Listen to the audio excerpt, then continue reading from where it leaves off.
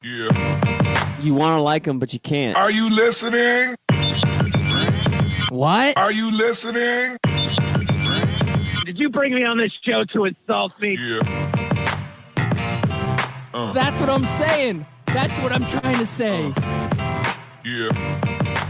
Hey, y'all don't want it with us, man. You straight gangsters over here. Straight man. gangsters.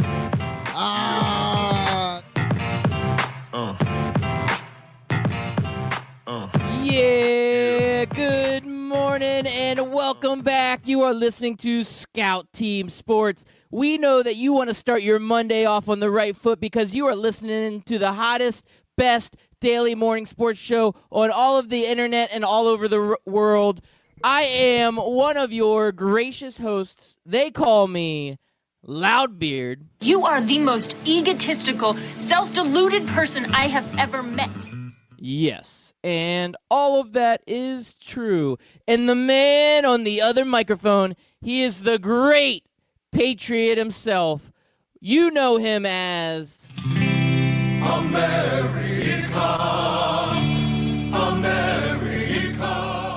Yeah, it's your boy Chris America coming to you live this Monday morning. It is a Monday, Loudbeard, and we're going to bring it this Monday. Just like the wrestlers of WWE brought it in Royal Rumble last night, Loudbeard. We had Ronda Rousey retaining her title. We had, who do we have? We have Becky Lynch filling in for some other chick. I do not know who she was, but she came in. She tore up her knee, but she still won the match somehow, Loudbeard. She dug deep inside and overcame her knee injury and won the Royal Rumble. And, of course, Seth Rollins, he also overcame being slammed through a table, an announcer's table, by a dejected, sore loser. What was his name? Oh, yeah, Bobby Lashley. Threw him through the table. He was out for most of the match after that, and then miraculously he came to life to win the Royal Rumble. Loudbeard, I brought it this Monday morning with some Royal Rumble news. Wow. Yeah, I'm glad you brought that because I unfortunately did not get a chance to catch the Royal Rumble, though I did enjoy kind of the pageantry leading up to the Royal Rumble on social media. I saw so many people tweeting, retweeting, throwing out GIFs, doing whatever they do about old Royal Rumbles. I saw some videos from like the 1991 Royal Rumble, which was like one of the greatest Royal Rumbles of all time. And I could reminisce about the good days of wrestling. Now, I wish I could have watched the new Royal Rumble. I did not get a chance, the one last night. The Royal Rumble to me is just a fun event in wrestling. But I just don't watch wrestling as much as I used to, Chris America. I just don't, so I lean on you. You're my wrestling aficionado and our hockey aficionado here on Scout Team Sports, and you bring it hot, and I appreciate you doing that this morning.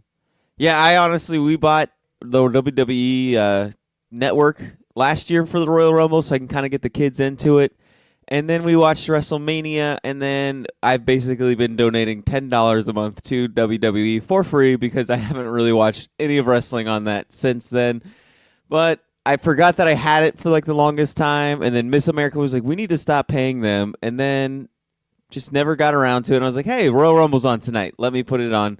So I watched the Ronda Rousey match. I watched the Royal Rumble. I watched the god-awful Brock Lesnar match, and then I watched the Women's Royal Rumble, and then I watched the Men's Royal Rumble. And it was okay. It was entertaining. Ronda Rousey, I haven't seen her since WrestleMania. She's come a long way, Loudbeard, but still a little ways to go. But she's more fluid with her wrestling. It's not as, clunky and unnatural. She's got some moves in her. And did you ever watch American Ninja Warrior? Yes, it's a good show.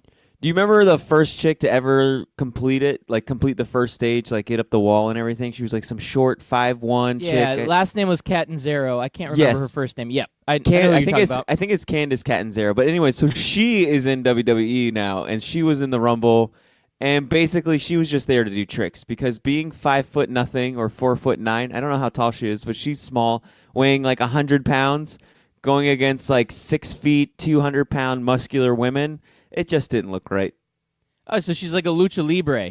She WCW was. used to do that all the time, Yeah. where they would have like Rey Mysterio going up against like Sid Vicious, and you're like, okay, that guy's 7 foot, 500 pounds, and you're going up against him, and you're weighing like 100 pounds. This doesn't make any sense. Every time they panned to her, she was doing tricks and then just getting tossed around. And then when she went to go get eliminated, you know how if you go over the top ropes, you can hit the floor, you just can't have your both feet hit the floor, right? Yep. So she went out, she kept her feet up, and then she did like a handstand against the wall and then walked over to the like post and then wrapped her legs around the post and then she lifted her body up and shimmied up the post. It was insane. Basically, she was the American Ninja Warrior. Wow. It's all about entertainment, though. That's what the It was WWE entertaining. brings. They bring entertainment, and they know that she's not there to contend for the Royal Rumble, but she's going to add a little bit of flair, and it caught your attention, didn't it? It did, because when she came out, I was like, I feel like I know that name. And then Miss America's like, yeah, she's from American Ninja Warrior. And I was like, oh, okay. And then I was like, but she's too small. It's going to be hard to believe that she can beat anybody in wrestling. Well, it'll be fun to watch while it lasts. I guess we will have to wait and see on her. Now, I do think the WWE does a good job of recruiting people from all walks of life. So they look at American Ninja Warrior, they get somebody. The Miz, he came from Real World and Road Rules or whatever. So they get people from all over. It doesn't matter what TV show they're on. And then we mentioned Ronda Rousey as well. Yep, getting her that's right. from UFC. I'm still waiting for McGregor to come over, man. I think he would be the perfect WWE superstar. I think he would be a lot huge. bigger. I think he'd be a lot bigger in WWE because then he can't lose. Right. And then if he does it, there's always a good rematch or the next Right, or there's storyline. a good reason for it. Yeah. Right, We're in Oh. sports, if you keep losing and you talk trash, we're like, okay, we're over it. Like, go Now, win a here's fight. the problem. Is he too small for the WWE? Because those guys are jacked in the WWE. And, he's sitting at his weight class. He's got to keep lean. But if you get into that WWE side, everybody's a heavyweight. Now, do you think he would be too small for that? He'd be on the smaller side, but he would be no smaller. He'd be bigger than what Rey Mysterio was. And because he's such a jacked-looking dude, so that's the difference between Catanzaro and Rey Mysterio. Like, they're both probably the same size, but Catanzaro looks like she weighs 100 pounds. Like, she has the muscle tone of somebody who works out, but she doesn't look like she's, super muscular to where she could lift anybody up. Where Rey Mysterio always had that good physique. I mean, maybe he was juicing, I don't know, but he looked like he could actually fight. And with McGregor, we know for a fact that McGregor can fight. We know that he can knock people out, and that he can take people on of various sizes. And so it'll be a lot more believable with McGregor. And he's similar in size because he probably walks around about 175, 180.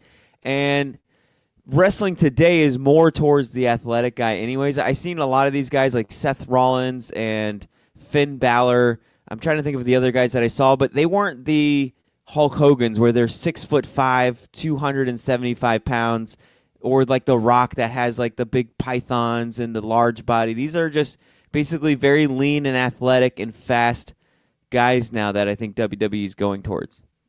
All right, well, now Memphis Spence on Twitter just added us. That's right. If you want to get interactive on our show, make sure you hit us up at Scout Team Radio on Twitter. He wants to ask you, Chris America, Conor McGregor versus Nia Jax. Who you got?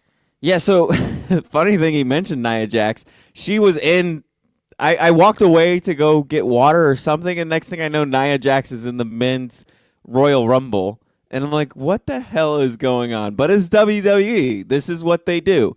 And she held her own for a little while.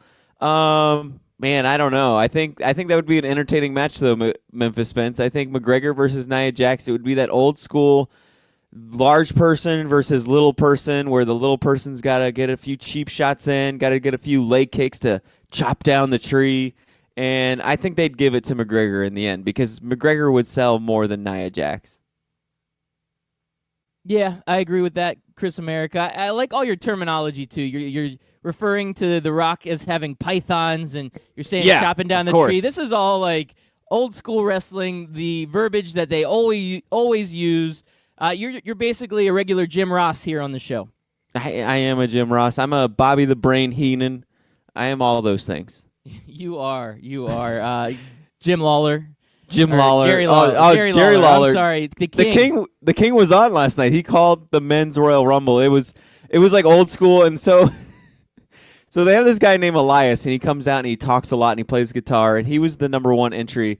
And then he gets interrupted by none other than Jeff Jarrett, Double J, coming out, and they were going to sing a duet together. And then, of course, like old wrestling school, while Jarrett's back is turned, he gets hit by the guitar and thrown out the ring. Yeah. But the King was loving it. They had him, and who was the other old school wrestler that came out? Oh, it was Kurt Angle. Kurt Angle came out with his big beer belly.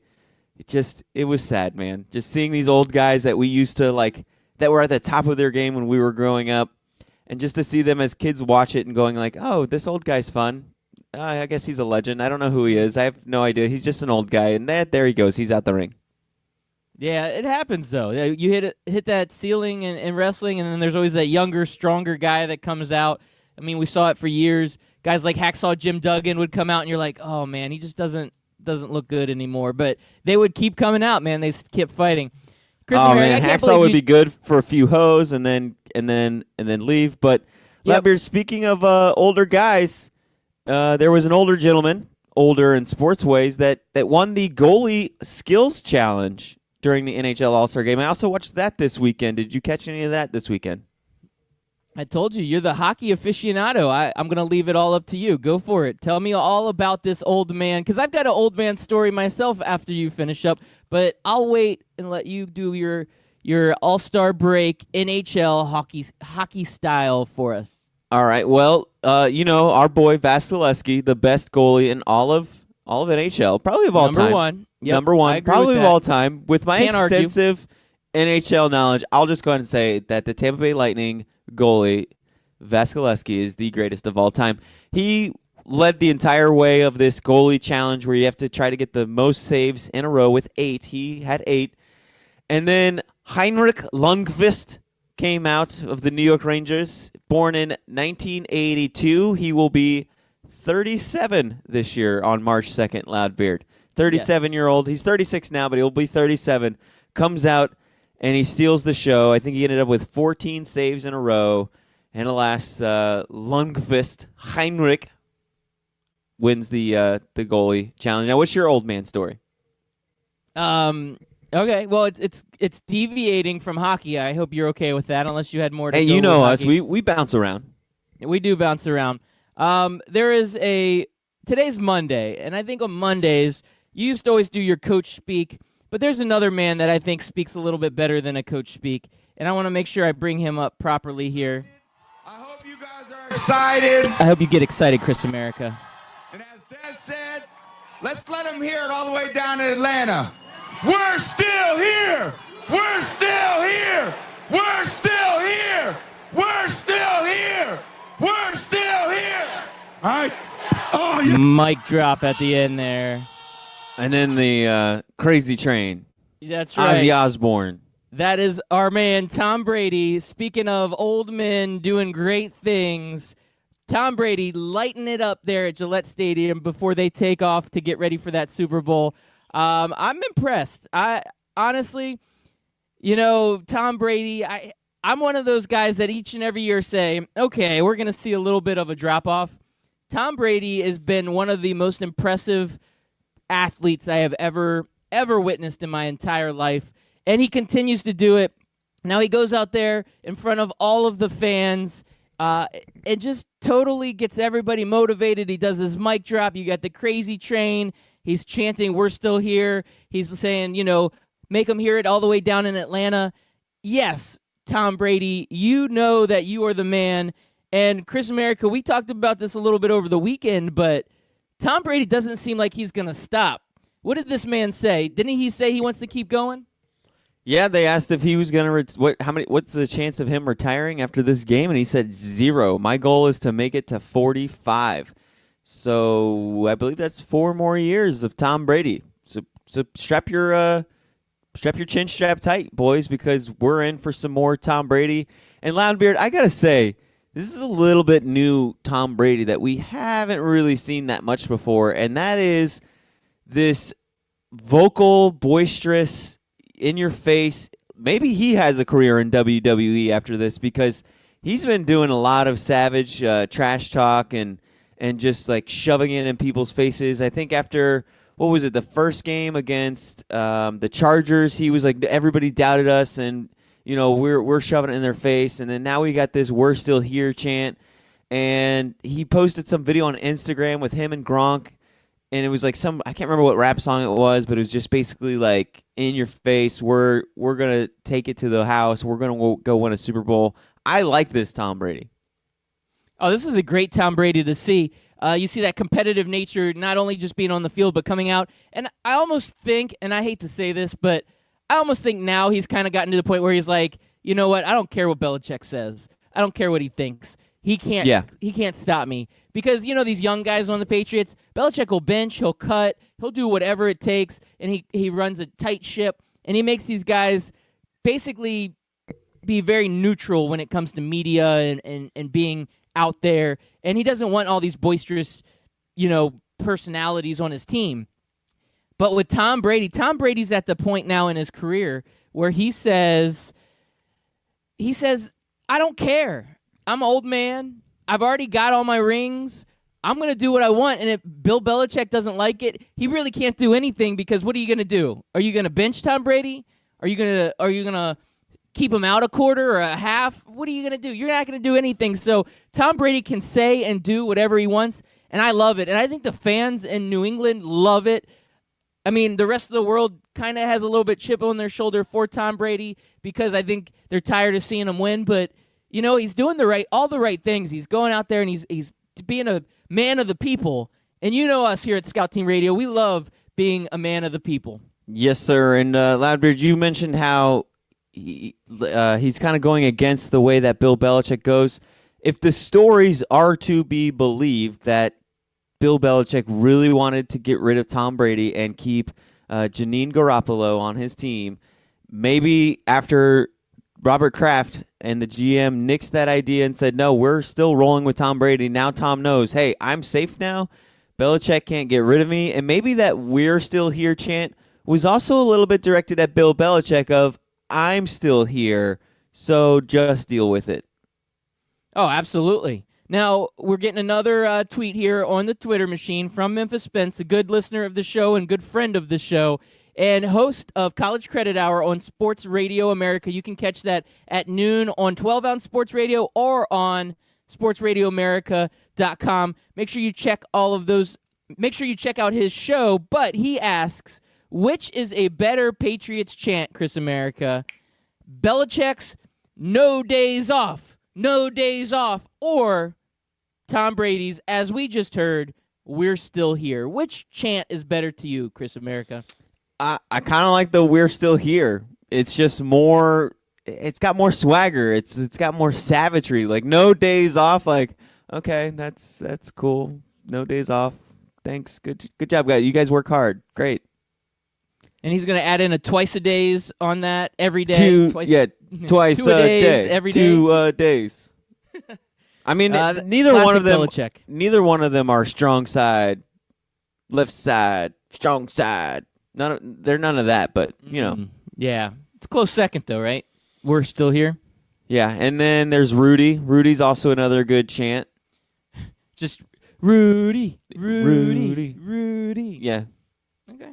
All right. Thinking of good sports chants. That's a impromptu topic that just popped up today, right? That's what we do, man. We interact with our fans, and Memphis Spence, a great friend of the show. He has a great show on at noon from 12 to 2 on Sports Radio America. You can catch the College Credit Hour.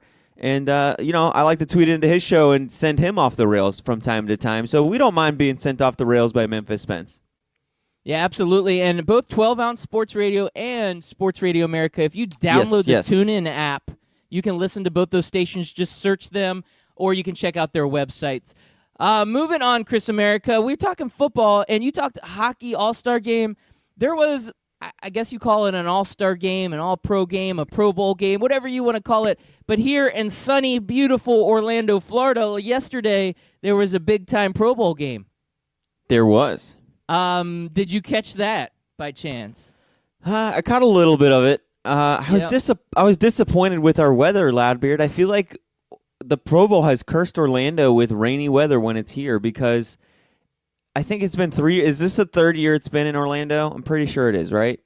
I believe so. I know it's at least the second because I went last year. Yeah, you went last year. So each of the times that it's been, we've had perfect weather the week before. Like, and especially if you watch the skill challenges and everything, you see that it's beautiful, gorgeous Orlando weather, the typical weather we get from December through March and April. And then for whatever reason on Pro Bowl Sunday, we get these fronts that move through and just dump rain all day. It's miserable. And now it's got people wanting it back in Hawaii, and I can't stress enough how much I don't want that to happen. I love the Pro Bowl in Orlando. Now, granted, I don't go, but I love that other people come here. It puts Orlando back on the map in the sports world. I think Florida or Orlando is a great sports town, and all that other good stuff. But, man, if we could just get that perfect weather that we normally have. We have like 4 rainy days in the entire winter here in Orlando, and for whatever reason, one of those rainy days just happens to be on Pro Bowl Sunday these last 2 years. Yeah, yesterday was definitely a nasty weather day. This was not the ideal situation for the Pro Bowl. In my personal life, I was at my daughter's soccer game in that rain. I had the umbrella up over me, but the rain was like coming in sideways and then getting my jeans wet, and it was like 50 degrees with really battering wind, probably 45-ish degrees, battering wind, and I stood out there, watched the soccer game. The kids were playing out in the rain. I said, well, if the kids can do it out in the rain and I'm standing here under an umbrella, I better man up. So I know the fans out at the Pro Bowl, I'm sure the attendance wasn't great. A lot of people probably did not want to sit and witness that game in that kind of weather.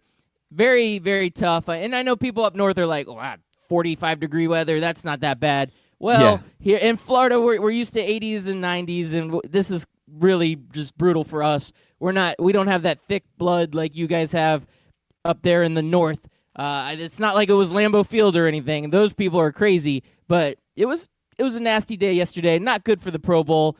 And you know what? The only thing I can say about it when I was looking back at the highlights is your boy Patrick Mahomes does a no-look pass. He's doing his same old routine where he looks like he's amazing, and he wins MVP alongside of Jamal Adams, the safety from the New York Jets. AFC wins this one, but Patrick Mahomes, he's having fun out there. Oh, and a side note, Chris America, both Saquon Barkley and Ezekiel Elliott lined up as edge rushers and rushed the passer. That was kind of entertaining. So did Alvin Kamara. Fun. Oh, yeah, Alvin Kamara almost had a sack.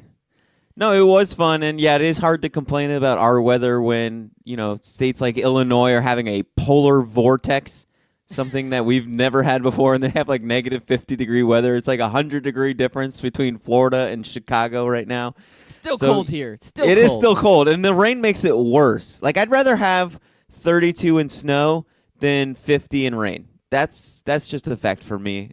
I've been through both. Snow is not as bad as rain because snow doesn't get you wet. I mean, it does, but it doesn't. Not the way that water does.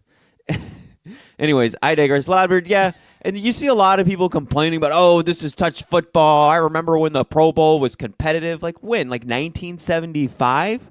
I don't remember the Pro Bowl ever being competitive in my entire life.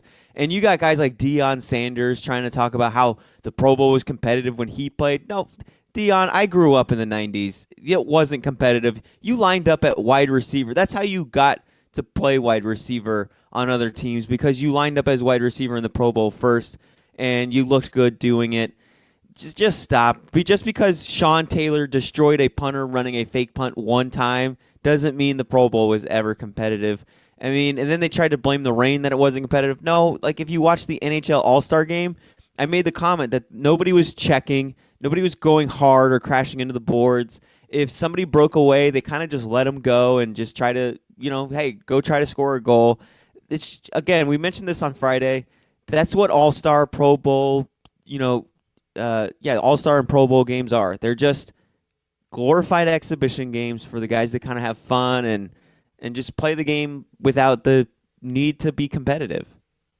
And it is what it is, right? We're already there. We know what we're going to get. We're not watching the Pro Bowl thinking, oh, my gosh, I love the NFC. I really hope the NFC wins. I really hope they're going to win. And then this is going to be one of the top 5 games of all time. there's a bad call at the end of the game. You're like, this isn't fair. Where's my congressman? I need to get an attorney. We're going to sue the NFL because the NFC got a bad call at the end of the game. Yeah. Does any of that happen in the Pro Bowl? No. No. Because we don't care. No, we don't. really don't. Like, who's pro NFC or pro AFC? I saw one tweet like, man, this is a rip, man. We got all the best players here, and I want to see who's the best. And I'm like, no, you don't. Like, why do you care? No, the If best you wanna players see are going to who's- be in the Super Bowl. Exactly. If you want to, and you know what? People complain about it, and we talked about the All-Star game in the NBA. If you want to see teams of All-Star go at it competitively, go watch the NBA, because that's what the NBA now is. You have 3 All-Star teams, basically, and then the rest of the league playing each other. So go watch the NBA if you want to see the best of the best on one team play against another team that have the best on the best on it. That's going to be the Oklahoma City Thunder versus the Houston Rockets, or the Houston Rockets versus the Warriors. That's what that's going to be. Oh, absolutely, man. Absolutely. All right, Chris America. You know, there's two. I'm going to do 2 quick stories here from the NFL that I saw resurface. None of these are earth-shattering or anything, but Redskins expect Alex Smith to miss all of 2019. I think we were both already aware that was going to happen, so nothing surprising there. And then Steelers are reportedly exploring trade options for disgruntled wide receiver Antonio Brown. We've been talking about this for a while, but I think the Steelers finally realize it's time to see what value they can get for Antonio. I would say pick up that phone, call San Francisco. I'm sure they're willing to give up plenty to get Antonio Brown on that 49ers team. Now, over under, Antonio Brown's traded before the first pick of the draft. Over under. I would say he is. Yes. So that would be the over, right? So, yep. No, you would pick the under. Like, if it's before, it's under. Over would be it's after. Oh, yep, under. Absolutely. That's what I meant. Yeah. I think so too, but I think it's going to be closer towards the draft. I don't know why, but like, especially if like draft picks are involved, I don't know. It feels like they don't make that decision until they get to the draft, but I could be wrong. Could be day of too. It could be like during the draft. You could see that trade take Yeah, place, which would be fun. It makes the draft worthwhile watching. I definitely think it'll be after free agency, because teams want to see what they can sign first, and then once that's all said and done, now they're going to look towards, what's out there for trade. So I think you're right. I think it's going to be between free agency and the first pick of the NFL draft. Absolutely. Oh, man, Chris America, I've got a ton of stuff to cover today. I feel like there was a lot going on in every sport. You got all-star games for the NFL, for NHL. You've got NBA, tennis, golf, baseball. Every sport has news going on.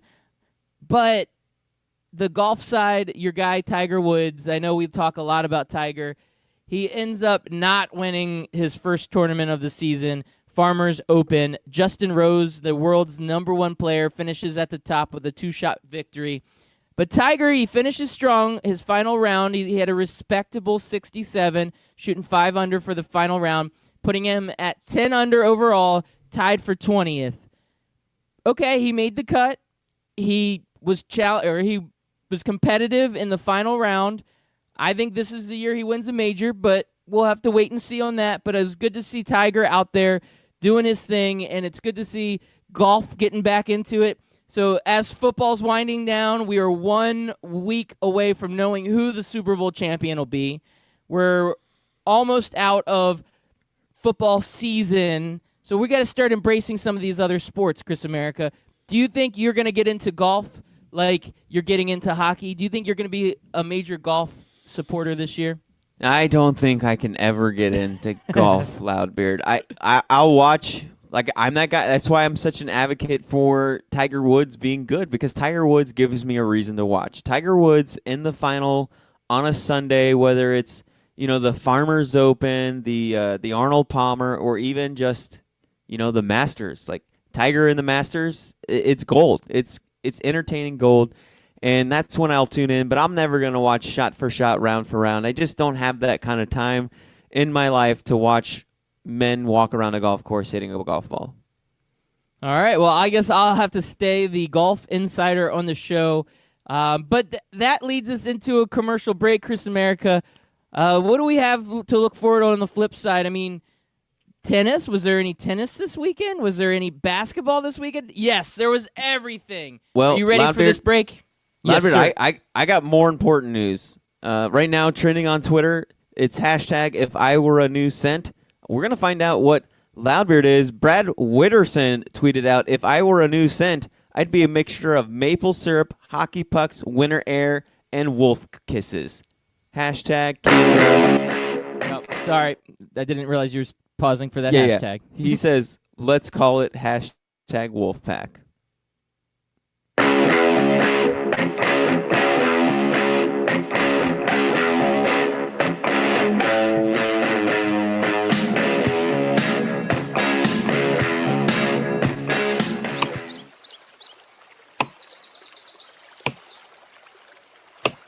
When I'm working hard, I build up a thirst for sports. That's when I grab a cold 12-ounce sports radio.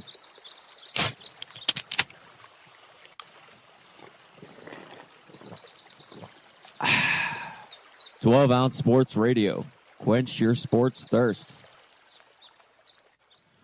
Scout Team listeners and friends of the show, I've got something special for you. It looks like 12-Ounce Sports Radio has done it again. We have partnered with Rally House. You just go to the website, 12ozsportsradio.com. Click on the banner on the right side of the page, and it will take you directly to Rally House. Rally House has some of the greatest, most unique sports items for that diehard fan, casual fan, and anybody and everybody out there that is special in your life. So go ahead and check it out. Once again, go to that website, 12ozsportsradio.com. Click on the banner to the right of the page, and you will get taken to the best sports merchandise website on all of the interweb. Ring Central features all-in-one phone, messaging, and video conferencing. It's easy to use with unparalleled security. Ring Central simplifies things so you can grow. Call Ring Central to speak with a representative about a price for your growing business at 877-779-3860. Again, that's 877-779-3860.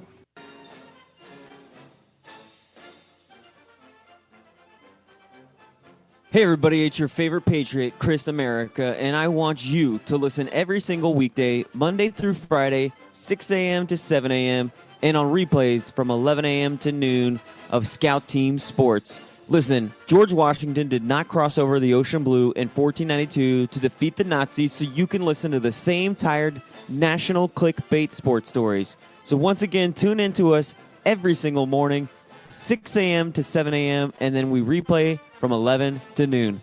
I will see you there, and God bless America.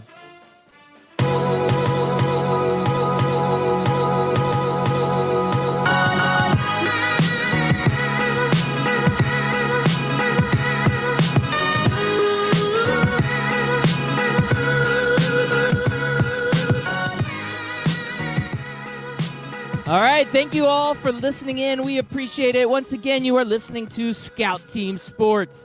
He's Chris America. I'm Loudbeard. We bring it to you hot and live each and every AM, 6 a.m. on 12-Ounce Sports Radio. We are also out there on the Barn Burner Network. We appreciate our friends over at the Barn Burner Network, based out of Toronto, Canada, getting some great airplay out there on Barn Burner Network. Once again, if you want to get interactive, make sure you check us out on Twitter at Scout Team Radio. We like to get social. We like to interact on the show. We like to read tweets on the air. So make sure you hit us up. We're also on Facebook and Instagram at Scout Team Radio. And lastly, if you don't always get to check out the live show and you want to go back and listen to today's episode because you missed the first half of it, you can go and check out our podcast. It's available on Apple Podcasts, Spotify Podcasts, and, of course, our website, scoutteamradio.com. That's where you can get all the goods. Well, Chris America, I guess it's time to find out what Loudbeard's scent is, huh? Is that what we're going for this morning? Yeah, what is your new scent? If you were a new scent, what would you be, Loudbeard? Wow, that's a good question. I'm thinking I'm a combination of... Oh, that guy said maple syrup. That was a good one. That was a good one. I'm gonna say powdered sugar donut, and so I'm half powdered sugar donut Yes. and half mousse droppings. A little bit of both. Oh, wow. Yeah, Mm. it's a good combination. It's tasty. Yeah, that's one of those smells where like you smelled it as a kid, so it's awful to everybody, but it brings back good memories to you. So it smells strangely, oddly good. What about you, Chris America? What's your scent? My scent would be Ryan Reynolds sweat. Okay, bottle that. Bottle it up. Oh, you could make millions if you could bottle Oh that. man, bottle up Ryan Reynolds sweat. Hell yeah, Yes, ladies would be look all at over you. me.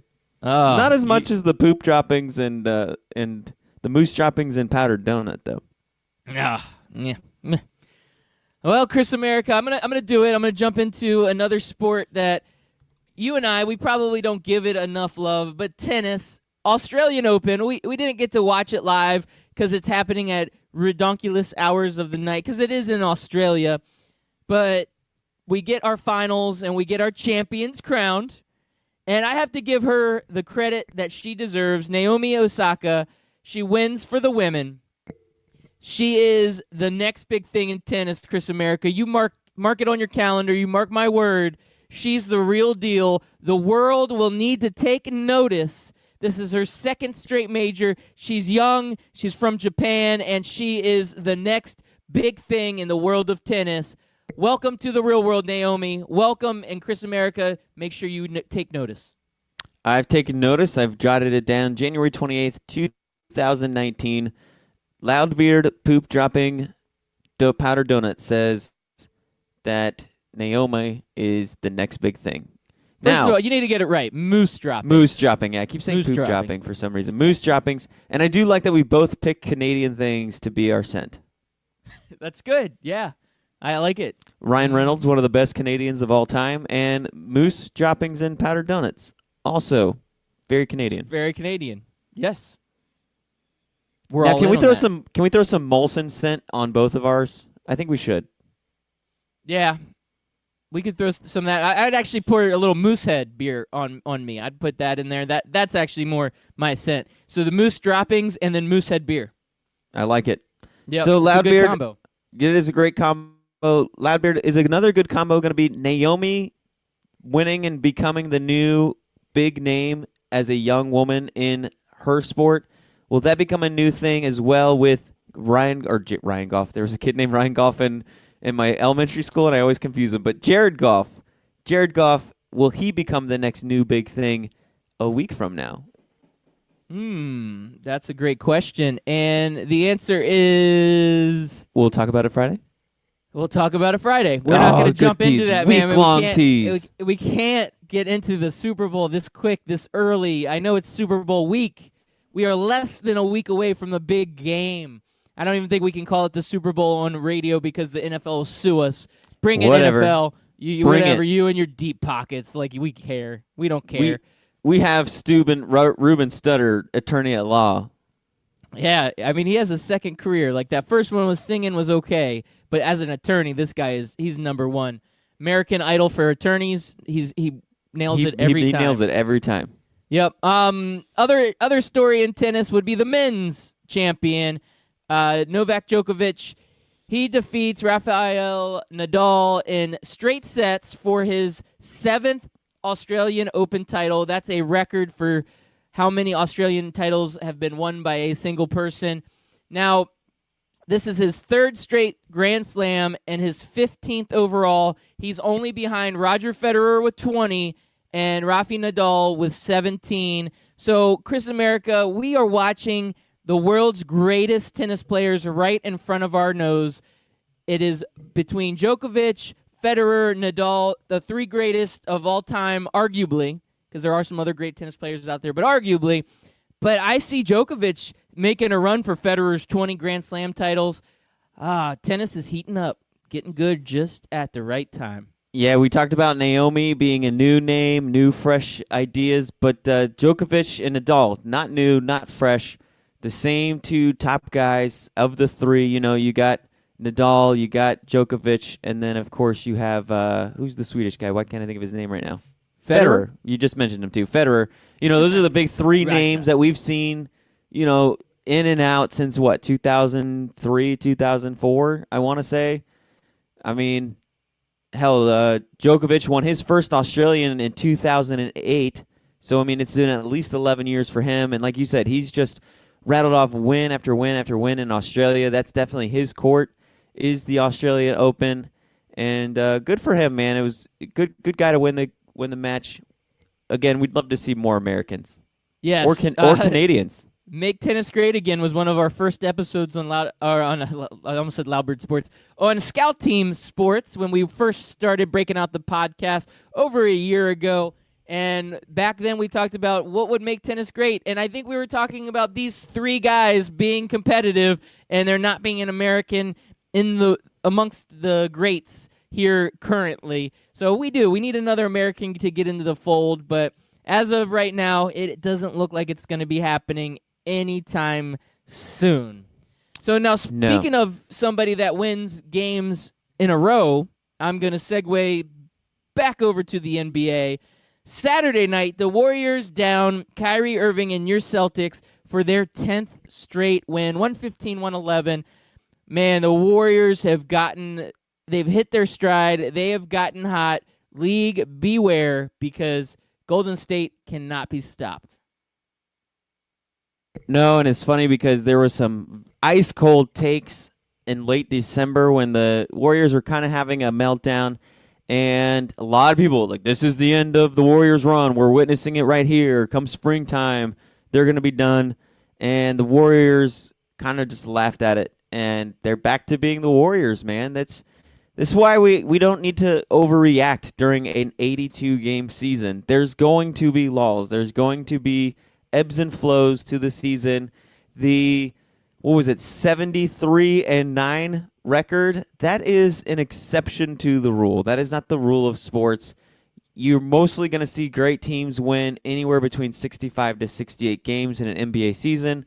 And so with that said, you're going to have a 4 or 5 game window where you go 3-2 or 2-3 or 1-4. Yeah, I'm with you on that.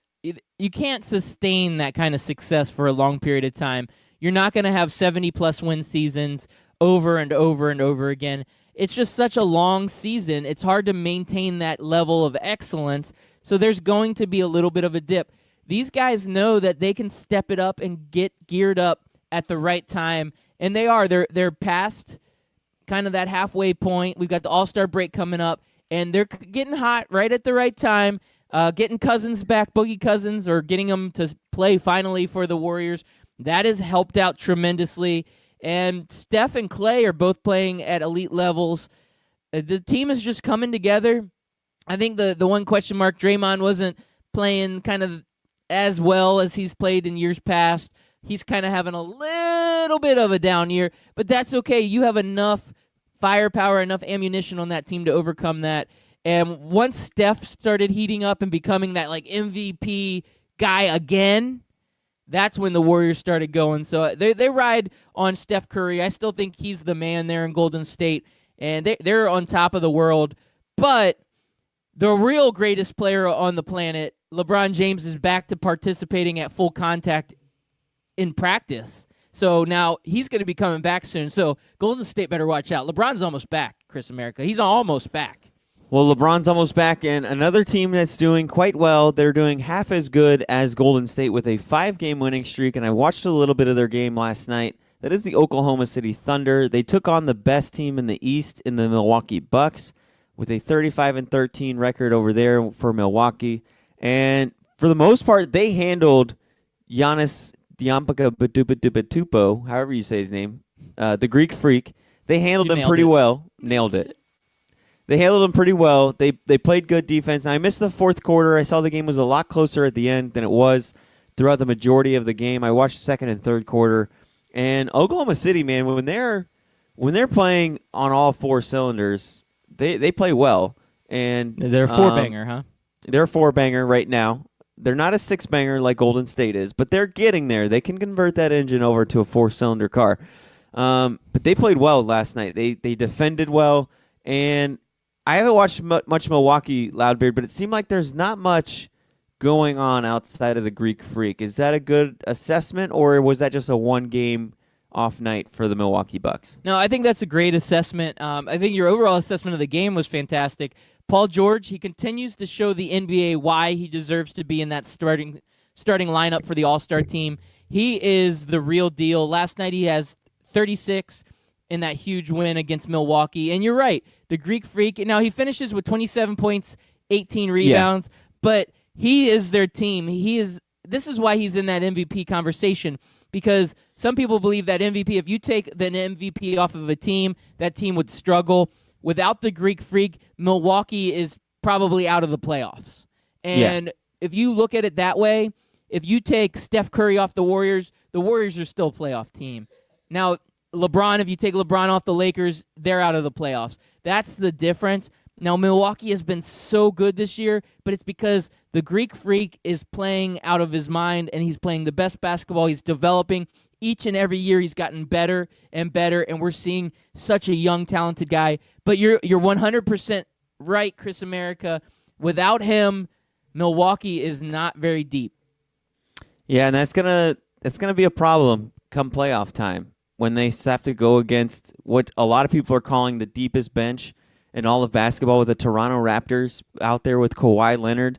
I mean, Kawhi and Giannis can cancel each other out, and then what else does Milwaukee have when Toronto turns to Lowry and the rest of that NBA's deepest bench, according to most analysts? Yeah. Oh, yeah. Toronto's got a strong team, and for what we've been talking about, how great the Golden State Warriors are, there are so many other good performances going on in the NBA, and we don't want to discount what these other teams are doing. I'm actually really excited about what Oklahoma City's doing. Because it hasn't become the Russell Westbrook show, Paul George has taken over more. Some of the role players over there have done well. Steven Adams, Dennis Schroeder, some of these guys that just have these just really specific roles that they play are playing great. So Oklahoma City could make some noise in the playoffs.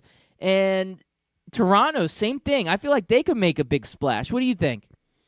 No, I agree. And one of the things that Oklahoma City did last night is they gave Giannis fits. Now, a player like Giannis, you're not going to hold down forever.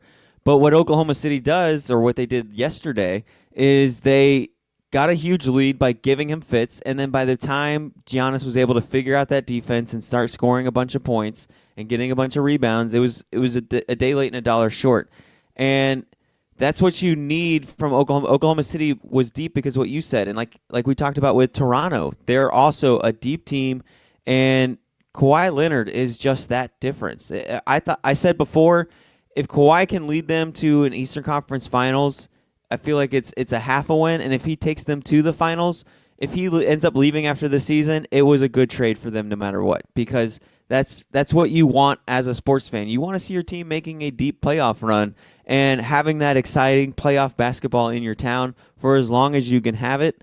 And so making that trade for Kawhi, if he stays for 1 year, is worth it to me because he's got Toronto playing at a higher level than they were the year prior. And they were pretty good last year. But now they got me believing that this is a deep run playoff team with Toronto, and I think Toronto has everything to be excited about.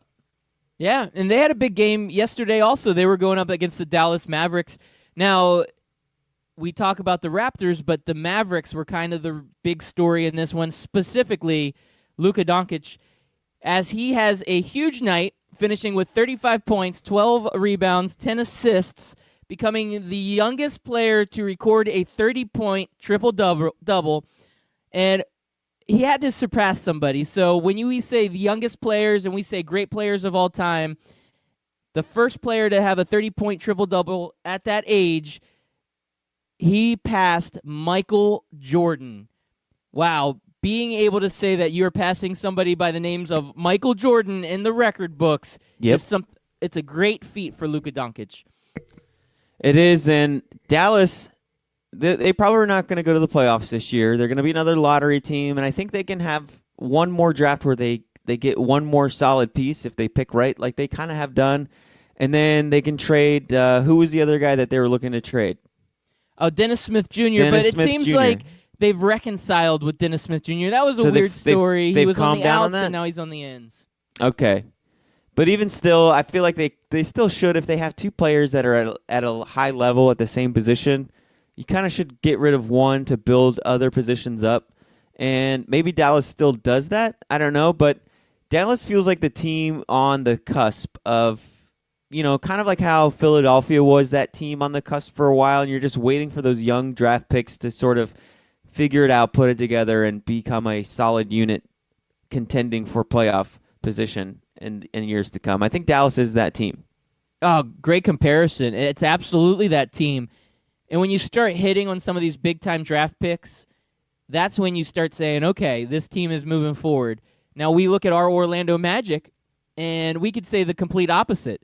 They've had draft pick after draft pick after draft pick, and they have missed, and they've whiffed, and they have not been able to do anything. And when that happens, you go up a team again like the Houston Rockets last night, and James Harden, as he continues his unbelievable scoring tear, and the Rockets are basically down this entire game. The Magic look like they're dominating. They have a 16-point lead at some point during the game. They had a lead the entire game until the last 4 minutes, and that's because they don't have the talent to finish it off. They don't have the talent like the Dallas Mavericks. And James Harden tears them up. 103-98. You're Orlando Magic, Chris America. Not even just the talent, but they don't even have a Giannis. Like, if we just had a one Giannis, I feel like the Magic and the Bucks, outside of Giannis, are very comparable teams because, Vucevic, Aaron Gordon, Evan Fournier, those are all solid role player guys. Like, if you threw a superstar on this team, they would be a top 4 seed in the East, I feel like, if we had a Giannis type guy. But we don't. We don't have that guy, like you said, that can close out games, that can take over games, or that can slow down a guy like James Harden, or even if he can't slow him down, go tit for tat, back and forth in scoring. We just don't have that guy, man. And it's been a long, frustrating 7 years, Loudbeard. Yeah, the Magic just dropped 6 out of their last 7 games. Even though Aaron Gordon had a decent night, 23 points for him, it's not looking good for the Orlando Magic. This is the time of year where we just fall apart. Every year it seems like we're battling for that 8th seed, and we're pseudo-competitive. And then middle of the year, it's like the bottom falls out, and we see what these guys really are. And when you miss on draft pick after draft pick after draft pick, and you do not have any tools, and you don't have any of these young players materializing into what you think they should be, you fall apart. And a guy like Aaron Gordon, he's coming up for contract, and he's wanting to make big money. I mean, that's where the Magic are. Was it last year that we re-signed him? Yeah, we re-signed him. It's Vucevic that's coming up with the big contract, and we need to make a decision on him. That one, yeah, and again, they should re-sign him. It's just all about how much money we're going to spend, because it's not like he's taken us to the playoffs. Nobody on this team's taken us to the playoffs. So when you look at the Orlando Magic, it's a barren wasteland of talent. Yeah, Loudbeard, it feels like every time we make a draft pick in the first round, the analysis of that draft pick is, this is a very athletic guy, but he's a very raw talent. He's a project. He's 3 or 4 years down the road, and I don't understand why we keep picking these types of guys. But I digress, Loudbeard. You mentioned, before we get out of here, you mentioned that Doncic made history by surpassing Michael Jordan. Another person in the NBA made history, not only in the NBA, but all sports, at least American sports or professional sports. This is the record I saw. Warriors coach Steve Kerr, 300 wins and 377 tries. That's the fastest anybody's ever gotten to 300 wins. Loudbeard, how much credit does Steve Kerr get for those 300 wins? That's a tough question. When you have that much talent, you expect to win that much. But as a coach, you still have to be able to motivate your guys. So I think he deserves all the credit. He deserves the credit. Again, you're not going to do that well with a bad team. He came in, and that team was already really great. Mark Jackson had kind of taken that team up to that one tier. He was kind of like an Andy Reid, where he could do well in the regular season, kind of like fell off in the playoffs, maybe could get just far enough. And Steve Kerr swooped in, took a really talented team, and took it to that next level. I'd say we give him the credit he deserves and say, congratulations, Steve Kerr. you're a good guy. You are a good coach, and you deserve that recognition. Yeah, I think he deserves all the recognition because I think we forget what the Warriors and Steph Curry and Klay Thompson were like prior to Kerr getting there. They were that they were like, hey, they're fun, they're entertaining, but they're never going to win a title because Steph Curry's just not that superstar who can take over games. He's small. He's not durable enough. I mean, there was a lot of injury questions with him, and you just didn't believe in it. I remember when the Warriors and the Cavs met in the first finals, especially when Kyrie wasn't hurt. I think, was Kyrie out before that? Who got injured first? Was it Kyrie or was it Kevin Love? One of them went out in the first round. The other one went out in the finals. Well, I remember it was against the Celtics that Kevin Love went out because Kelly Olynyk ripped his shoulder out of socket, and that was big controversy, if I remember correctly. So, and then a lot of people said, oh, the only reason why the Warriors won is because of those two injuries. They won because of that. Nobody really had a lot of faith in the Warriors. Nowhere near what we have today. And Loudbeard Steve Kerr was just like that old television commercial, man. He made the meat, he put it in the oven, and he set it and forget it. Wow, set it and forget it. He's the real meat. He's the guy that invented it, man. Yeah, it was a great show. Thank you all for listening in. We appreciate it. Once again, we're here Monday through Friday, 6 a.m. on 12 Ounce Sports Radio, and check out the podcast at scoutteamradio.com. Or iTunes. Peace.